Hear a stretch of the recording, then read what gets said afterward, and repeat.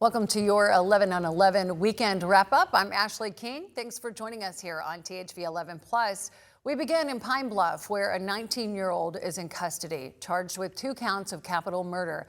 THV 11's Maya Ellison brings us a case update from city leaders and what they say needs to be done to stop crime in a city that has been making progress. We've got to take an aggressive stance on these criminals that are placing fear in this community. Pine Bluff police say they found one man in a car and another on the scene on West 14th Avenue Wednesday night, both injured from gunshot wounds. The 2 men, identified as 18-year-old Zakeelan Ginger and 19-year-old Otis Tyler, were both taken to a local hospital where they died from their injuries. There was a witness that was on scene that identified who the shooter was. That suspect was later captured within an hour at a residence just 2 houses down. That suspect, identified as 19-year-old Keyshawn Franklin, who officials say was taken to Jefferson County Jail and booked on 2 counts of capital murder. Chief Hadley says they believe a disagreement over $20 led to the shooting. But there's another issue he says has sparked concern. In the past, we have noticed that there has been an influx of assault type weapons, the AR-15s and all of that. An AR-15, he says, was also found in the car during Wednesday night's investigation. Now, this year alone, 8 homicides have been reported in Pine Bluff, with 7 arrests made. And to prevent numbers from climbing, city leaders like Mayor Flowers says an answer starts with interaction in the community. Our substations, group violence intervention, we're bringing back our summer camps with police and fire. That is what is going to engage young people. Boxing coach Albert Brewer coached victim Otis Tyler as a child, telling me the hardest part is losing a kid in the community. If we don't sponsor these kids, the streets will. We got to find a common ground. That we just got to find a common ground. A reason he says his group, Gloves Not Guns, puts power in the ring and off the street. He said, when you use these, you live to see another day. And that's a true statement. But when you do this, hey, there's some consequences behind it. You might live to see another day, but your days is going to be, oh my God. In Pine Bluff, Maya Ellison, THV 11 News. Thank you, Maya. A Conway man is now charged with murder after police say he stabbed a Walmart employee inside the store late Tuesday night. Investigators say officers arrived just before 11 and found the suspect armed with a knife. When he moved toward them and refused commands to drop it, police used a taser to take him into custody. We don't have a motive quite yet. I do think they are centering in on stuff. Obviously, there was a lot of employees that night, so there's a little bit more investigating to go. We have camera footage that we're looking at too, trying to coordinate stories, so still under investigation. At this time, that we don't have any kind of correlation between the two or relationship. The victim, 32-year-old Jordan Drinkwater, later died from her injuries. Meanwhile, Walmart released a statement on the incident saying employees have access to mental health services if they need support. A family in Pulaski County is grieving the loss of a 2-year-old girl after a deadly dog attack over the weekend. They're remembering her joyful spirit while also calling for accountability and change in their community. 2-year-old Celeste Jackson was attacked by a dog on Norman Road Saturday night. Deputies and fire crews performed CPR, but unfortunately Celeste died at the scene. Her family says this tragedy may have been preventable if previous concerns about loose dogs in the area were addressed. Neighbors echoing those concerns, saying roaming dogs have become an ongoing safety issue. Had they came out and rounded up these loose dogs, stray dogs, whatever you want to call them, around the neighborhood, maybe none of this would have ever happened. Her body might be gone, but we're gonna do something to help the community and keep Celeste's name alive. Then the community needs to know that they're not allowed to have their dogs out running around. According to Pulaski County, they follow an ordinance that requires stray dogs or roaming dogs to be picked up. Dogs deemed dangerous must be confined. Authorities confirm the dog involved has been located and is now in custody. DNA testing is underway to confirm its identity. In Jefferson County, a political shakeup. Voters have ousted the contentious incumbent county judge, choosing a new face who says he's ready to clean up a dysfunctional county government. THV 11's Tanya Motorzitsky brings us the reactions after the runoff. For some in Jefferson County, that size says everything. After years of turmoil inside county government, voters are choosing a new direction. This county judge, he's under investigation by the Attorney General's office right now. Voters chose attorney Ephraim Neely to take the Democratic ticket for county judge in November, beating incumbent Gerald Robinson. My eyes were open to the amount of abuse that was going on in county government. Former Justice of Peace Lloyd Franklin says this comes after missed paychecks that forced state lawmakers to get involved, budget concerns, a pending audit, and public infighting. Current Justice of Peace Reginald Johnson says he's welcoming the change and the chance to move forward. He hopes to finally prioritize projects that he and the community have waited for years. We need to get these roads fixed, get those craters out the road. Neely says there needs to be transparency and accountability, and he's welcoming the audit to see how much there is to clean up. We have like $700,000 or more in attorney fees, and we don't know what those are for. We have lawsuits that's been settled that's demanded 3 years worth of back invoices. We don't know what those are about. We have different things that have been purchased that we haven't seen and that are being investigated, such as solar panels and things of that nature. He says his first order of business will be to get a functioning website that is easily accessible for people, fix county roads, and pay county employees fairer salaries, while working with community partners like the sheriff's office and local schools. Getting involved in more programming where we can help this age group of, I say like 13 to 21, 22, so that we can try to curb some of the crime. Franklin says the future is bright, but it may take a while to fix the damage. Jefferson County's biggest problem, we've gotten over the hurdle of voting him out, but I think the biggest problem that we're going to face is the years of rebuilding behind the things that he's done. If you neglect roads for 8 years, it's going to take 5 to 10 years to try to balance that out and repair these roads. But what citizens don't realize is that he's probably tied up the budget. Johnson says he plans to continue keeping a close eye on county spending. Do my best to try to keep containment on their funds. I mean, I'm not going to be approving appropriations that don't make sense. In Pine Bluff, Tanya Motorzitsky, THV 11 News. Thank you, Tanya. And this Tuesday marked 3 years since an EF3 tornado touched down in Little Rock, causing damage across the capital city, as well as Jacksonville, Cabot, North Little Rock, and Wynn. We were live on air as the storm approached. I think we can see it on the camera. Can we? Let's go ahead and take a look at it, folks, on camera. Michael Bennett. All right. That's it. That's it. Okay. There it is. We have a tornado. You can see the rotation. That could be a strong tornado. It could be EF2 or greater. Yeah, that was our biggest concern. One of the hardest hit areas here in Little Rock was the Kingwood neighborhood. THV 11's Brooke Buckner takes us there to see the progress. With the turn of a shovel, change continues in the Kingwood neighborhood. Life is back. In more ways than one. People have rebuilt and moved back in, and thanks to longtime neighbor Jerry Scherger and his church, the wildlife is back too.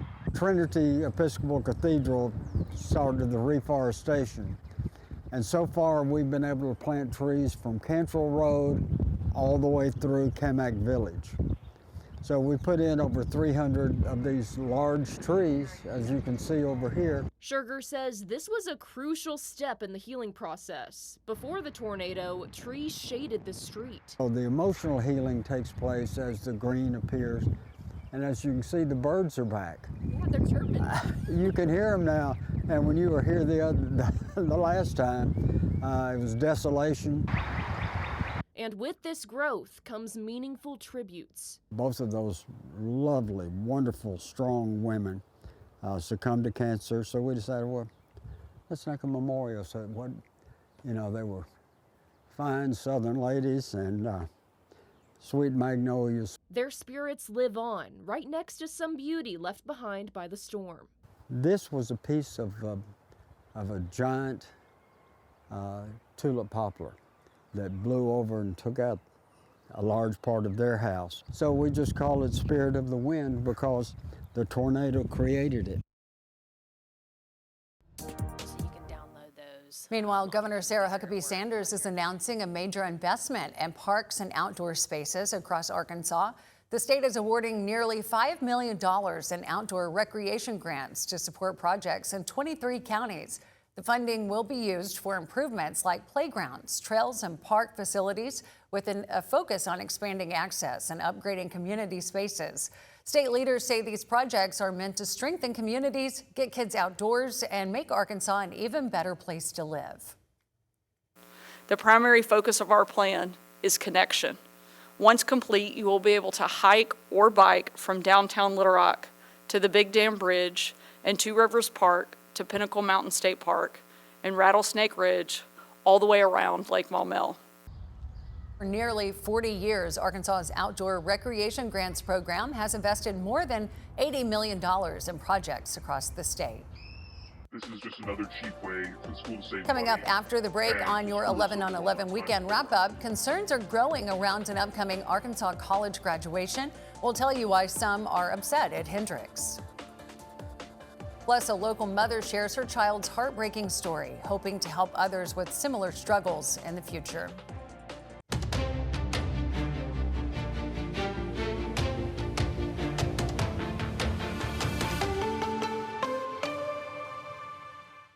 Welcome back. If you're in Batesville, you may need to switch health insurance providers or switch hospitals. Otherwise, you'll likely be paying higher out-of-pocket costs for health care.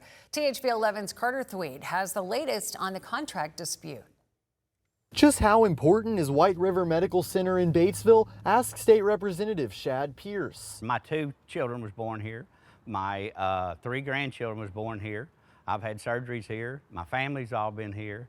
We've used White River Health many, many times. And White River Health doesn't just serve Batesville, but much of the surrounding Independence County area and beyond. As of April 1st, though, some patients may be in trouble. We could not reach an agreement on the 31st of March, so as of April 1st, we were out of network with United Health. Meaning patients who have United Health as their insurance provider are likely to see higher out-of-pocket costs. Chief Financial Officer Shauna Ives says that red tape required by United was the sticking point for White River. One of the examples could be if you're needing an inpatient bed in the hospital, getting that authorization approved for that inpatient stay. In a statement Thursday, United said they proposed multiple solutions, but White River chose to leave their network, and their focus now is helping patients switch to another provider as needed or receive continued care. The majority, if not all of my constituents, know how important White River Health is before their family, not just theirself.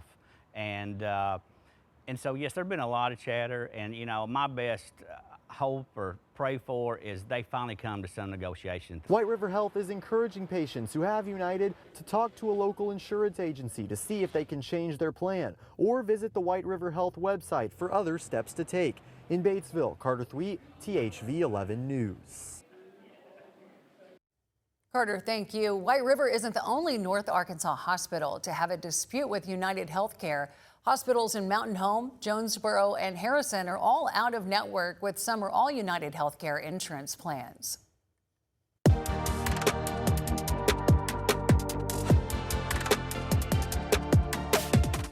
And graduation plans are changing for seniors at Hendrix College, and not everyone is celebrating. A turf renovation project is moving the graduation ceremony and cutting the number of attendees in half. And a THV 11 investigation, Tanya Motorzitsky shares why students say they're frustrated. This is just another cheap way for the school to save money and to screw us over one last time before we're out the door. Hendrix College seniors says they're frustrated about how graduation is being handled this year. The celebration, which is usually held on the football field, will now happen inside the gym, a much smaller venue. A student we spoke to who wanted to remain anonymous out of fear the school would not let them walk across stage says the college turf project is the reason for the move. And it happened far too late. They told us after people had already scheduled, after people had booked Airbnbs, had scheduled flights. Originally, students were given 4 tickets each. Now they get 11, but the ceremony is split into 2 parts. Then there's a half-hour intermission. They swap the entire audience. And it's bizarre because not only are they either going to have to repeat things that they have said, or just not share it with that part of the, like if you have a kid with the last name V, you just get to watch it from a screen in the other room. In a statement from Hendrix College, it says they look forward to graduation in a way that reflects both the significance of their achievement and the importance of sharing that moment with those who supported them. The Wellness and Athletics Center provides an accessible, ADA-compliant venue, and this year's ceremony has been thoughtfully designed to allow more families and guests to participate in person. Students say that the gym isn't as ADA-compliant as they make it out to be. They have no plans to follow ADA guidelines. We asked them about it. If you have a family member with a disability, you have to personally go talk to admin and say, here's what my family needs. And they're just going to, I guess, figure it out on the go. They also asked about switching to a location off campus, but were told that was not an option. As the reason for the move, the student we spoke to says they were told it's because the turf on the field is unsafe. Because of the way turf ages and how heat interacts with it, it'd be unsafe to have people on the turf. But they're still having all of the people in sports practice on turf. In Conway, Tanya Motorzitsky, THV 11 News. Graduation is set for May 16th. This story came to us through our THV 11 Investigates tip line. If you have a story you want us to look into, email investigates@thv11.com or call 501-590-4630. And during the month of March, advocates are raising awareness for sudden unexplained death in childhood. It's extremely rare, but still affects families here in the natural state. We caught up with one mother who continues to honor her son who passed while bringing attention to other families. I had always heard of SIDS as a new mom. You're scared. That's something you kind of think about, but I had not heard of SUDIC as well. Until 2023, when Destiny Druin's 6-year-old son Stetson passed away unexpectedly. He seemed a little more tired because it wasn't normal for him to just willingly go to bed. We usually had to make him go to bed. So he was a little more tired, I would say, than normal, but other than that, it was just a completely normal day and just absolutely crazy. Druin shared her story on social media where she then learned of sudden unexplained death in childhood, or SUDIC. It took forever to get an autopsy report. That is a very slow process. Heartbreaking, honestly. It takes forever, but we kind of held on to hope that maybe that was going to show something. And then when it came back undetermined, we were like, okay. So that's when we kind of really dug into SUDIC and wanted more. Unfortunately, Druin and other families impacted by SUDIC don't get those answers or closure.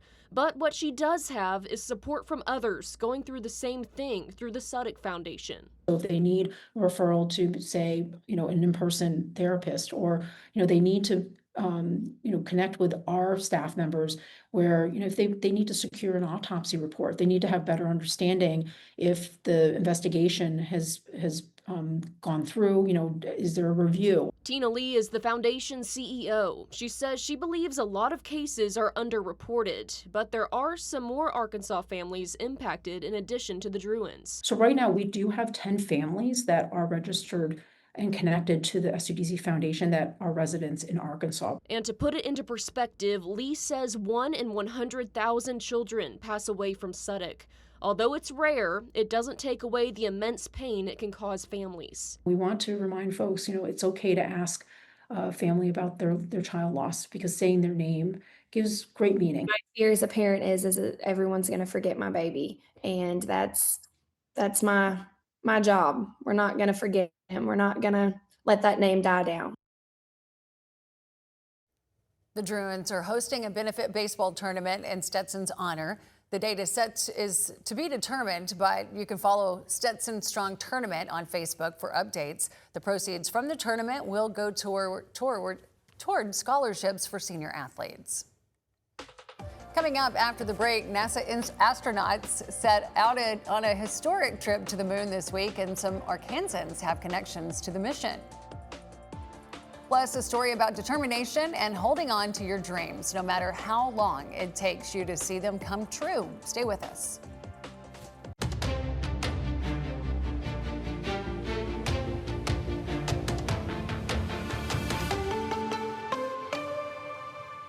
Three, 2, 1, booster ignition, and liftoff.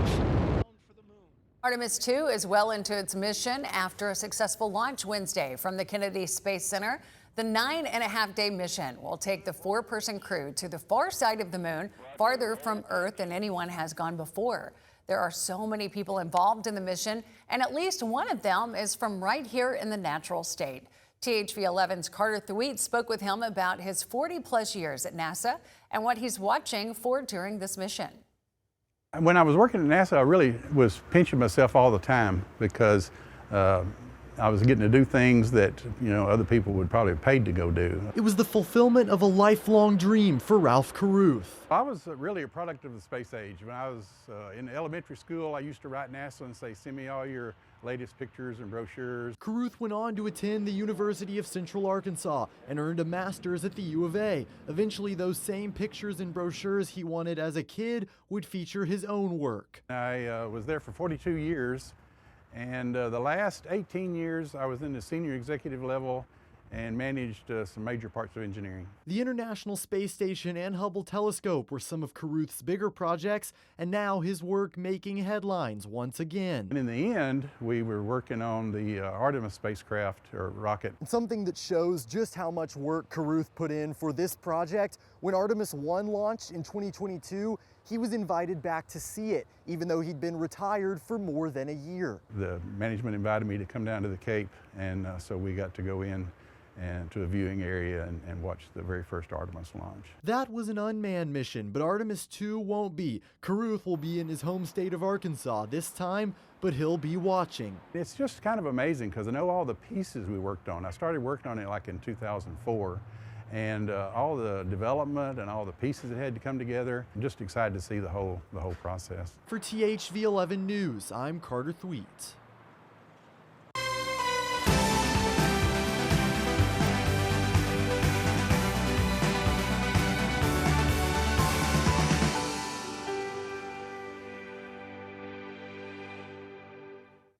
We started a new series this week in honor of America's 250th anniversary called Red, White, and New, sharing stories of remarkable people here at home. We introduce you to a man who once stood outside the walls of this TV studio wondering what was on the inside. THV 11's Journey Taylor has the story about how far we've come and the people who helped us get here. My desire as a very young person was to have a job. This is a story rooted in hard work and quiet determination. I mean, from as far back as I can remember, where I could wear a white shirt and a necktie. That was my goal. High hopes for an African-American child living in Arkansas in the 1950s, especially one surrounded by cotton fields. Picking cotton was $1.25, $2 per 100 pounds. For children, $2.50 to $3 a day. My name is Clarence Lee Young Sr., and I'm originally from a large city called Carlisle, Arkansas. See, Mr. Clarence decided early he would not be limited by his environment. Networking early at the age of 13, he got him a job in the much larger city of Little Rock at a little television station at the corner of 8th and Izzard. I would come up here on weekends and do the lawn and clean the back area where the dance party would be. But my main thing was to get away from that cotton field. Working long days for a few dollars, oh, the job was his pride and joy. So I got a square point shovel and I edged from the back to the front and then to the edge of this building over here. Of course, that took all day Saturday, 8-10 hours. But I would dig, put it in a wheelbarrow, then I would line it with the scissors. But no matter how close he got, there was one place he couldn't go. You never went inside. The back. Just the back? Yes. I oftentimes wondered what was up the hallway. That question stayed with him for decades. As life took him elsewhere, at just 18, he made another decision. First, informing the management team at KTHV. Saturday, I think it was. And Sunday morning, I was on my way to Fort Leonard Wood, Missouri. He served more than 6 years in the U.S. Army, built a career, a family, and a life he's proud of. I'm very happy. I'm happy with the way things went. And I did get a job that I could wear a tie. And still, there was one simple dream that never left. As a child, I would always wonder what everybody was doing on the inside. Until 66 years later. Wow. Yeah. What started as a simple tour turned into a full circle moment. For him, for his family, and for all of us who stood there listening. That is good, right? A testimony for us all that America isn't just about where we've been, but who we choose to lift up along the way. Nearly everything that I was wishing for and wanting at that particular time, it came into being. And for that, of course, I think the Lord up above. From the corner of 8th and Izzard, I'm Journey Taylor, THV 11 News. We asked Clarence for his message to young adults and children growing up in America, and he said, simply put, get your education and remember old-fashioned respect. That's going to do it for your 11 on 11 weekend wrap-up. I'm Ashley King. Thank you for joining us, and we'll see you next week.